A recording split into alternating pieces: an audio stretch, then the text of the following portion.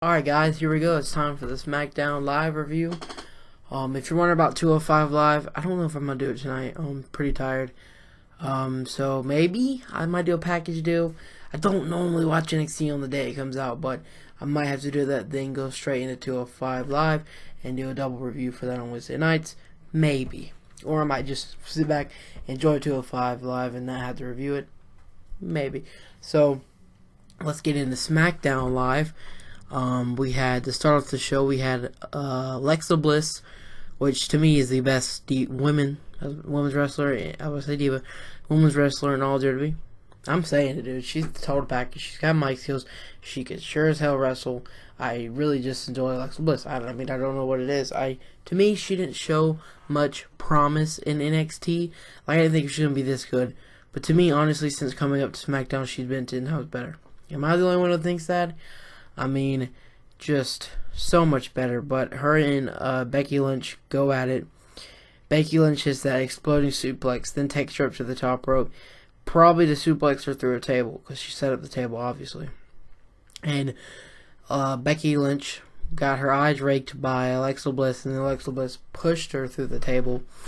And that was basically that opening segment, right? So later on in the show, we'll continue on with the women's segments to start the show off. We had an interview, and what's her name? I always forget her name. Whatever her name is, that chick with the blonde hair. Wow, Renee Young. Always forget her name, but Renee Young has a interview basically saying that Alexa Bliss has asked Becky Lynch for a tables match, and Becky Lynch does not turn that down, obviously. And so, tables match for TLC. Yeah, I'm interested. I do want Alexa Bliss to win that, though. So we'll go on to our next part of the show with the women's segment, I guess. It was Carmella coming out to the ring, and she just basically roasted Nikki Bella, like didn't give a fuck. And then Nikki Bella comes out and basically beats the shit out of Carmella. So that was that whole thing. And now we move on to the rest of the show. We had a tag team match between Dolph Ziggler and Kalisto versus Miz and Baron Corbin, which is pretty good. That DDT that Dolph Ziggler hit on Miz on the outside was brutal looking. And then he gets up, Baron Corbin comes at him with a clothesline, ducks it, super kick, which was pretty nice. And they're all down. Miz and Dolph Ziggler make it in by the count of 10. But I think later on in the match, Dolph Ziggler's on the outside again, and Miz comes through with a torpedo kick, which goes right into the ring barricade or whatever, and then he just grabs fucking Dolph Ziggler, throws him into the barricade again. The referee's not looking this whole time, and fucking Maurice throws the ladder that Miz set up earlier in the match right into fucking Dolph Ziggler, and he's out. It's done. But that whole time, no one's paying attention to the ring, and somehow Kalisto hits a Salida del Sol, and that was it. Dolph Ziggler, well, we thought that was it. I have to remember that Baron Corbin came in and just beat the shit out of Kalisto with the chair. So, match didn't finish. So, which it probably looked like Kalisto and Dolph Ziggler were going to win. But I'm looking forward to their match at TLC now. So, that should be pretty interesting.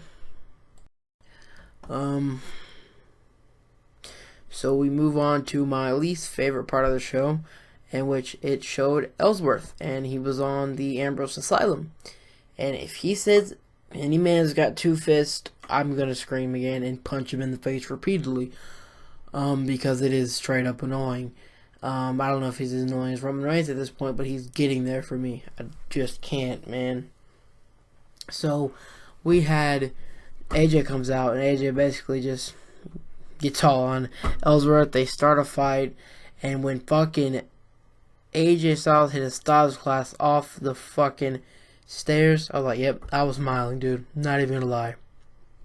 I was pretty happy. But that was the end of that thing. So it was pretty quick SmackDown, really. We only had 3 matches, and 2 of them actually got finished or whatever. So we had the backstage interviews with the American Alpha, and they were pretty confident.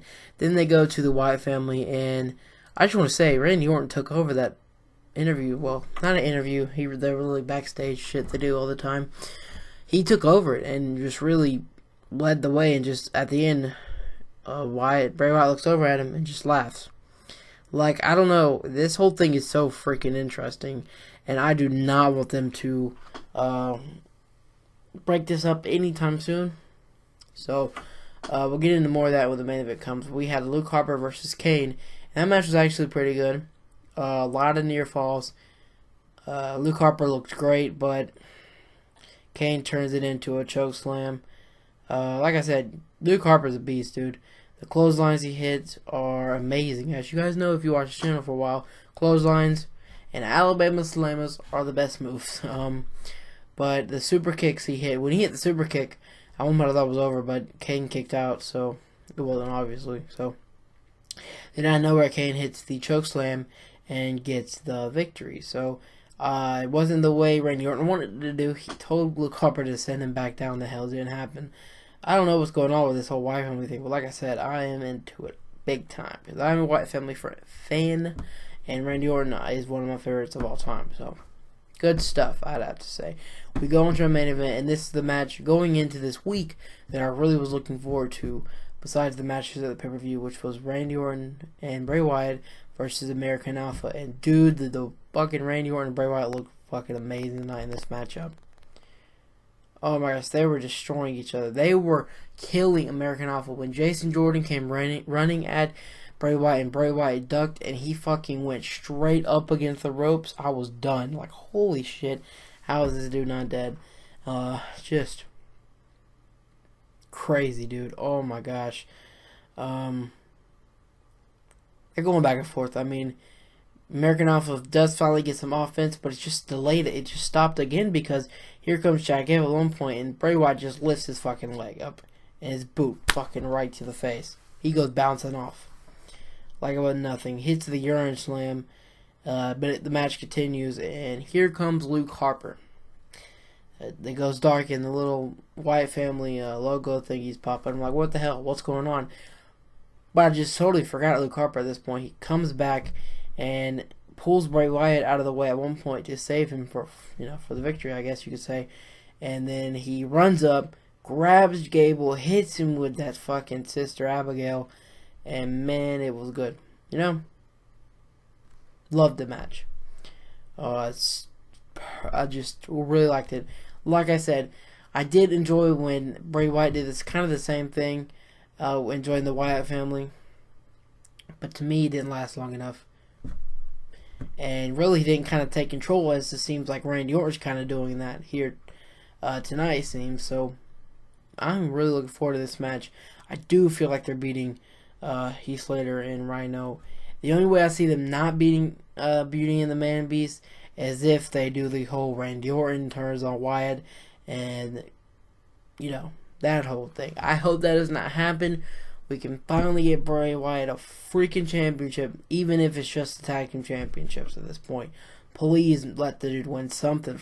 Oh my gosh. Besides that Survivor Series, Soul Survivors with Randy Orton, he's not done nothing this whole year. I mean, he loses and loses the big matches. I kind of feel like, him and Sasha Banks cannot win in the pay-per-views, but they can win on SmackDowns and Raws. Like Sasha Banks did to get on a Raw, she won the championship. Like I said, she lose at Roadblock. Whatever. This is SmackDown. SmackDown Live tonight was pretty damn good. I enjoyed it. Even though we really only have 3 matches. I think Carmella was supposed to have a match, but just Nikki Bella got tired of getting roasted, I guess. Goes out there and beats the shit out of her. So, yeah. I mean, that's really the whole rundown of the show. What's surprising to me is we really didn't see Daniel Bryan or Shane McMahon. We went through a whole show without Daniel Bryan and Shane McMahon, but we did see Renee Young this time. I don't know what's going on with that.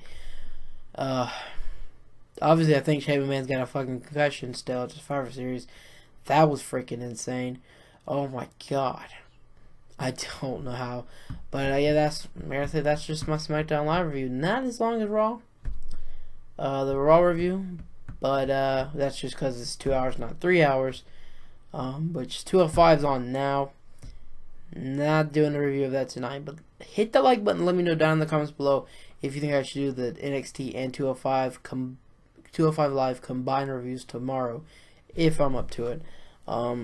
So other than that, I think you can see me back on this channel Thursday for the TNA Impact review, unless there's some big sports news thing going on tomorrow, and if I do the 205 NXT review thing tomorrow. But as of now, I'll see you guys Thursday. Like, subscribe, and comment. I am out. Thank you so much for watching.